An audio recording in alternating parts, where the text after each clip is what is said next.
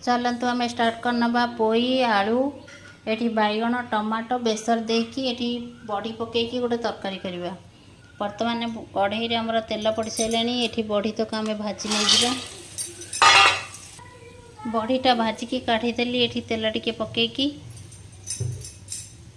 एठी तेल गरम हो गलानी फुटन टिके पकईदेवी एठी पोई आलू नाड़ी लुण हलदी पकईदेवी से टमाटो पकईदेवी यहाँ आमर हो गलानी तापर मसला टिके पकईदेव मसला आमर टिके हो गलानी एठी सोरिषा जीरा अदा रसुण पेस्ट दिखाई एठी से बड़ी जो भाजिकी रखी थी ये पकईदेवी टे नरम हो ये बैगनटा काटिकी रखी थी पकईदेवी से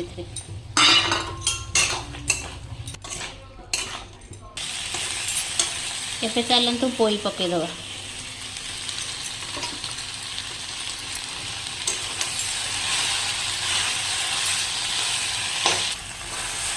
ये पोई शाग टिके मौड़ी गलानी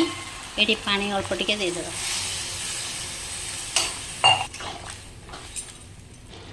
पोई तरकारी आमर रेडी हो गला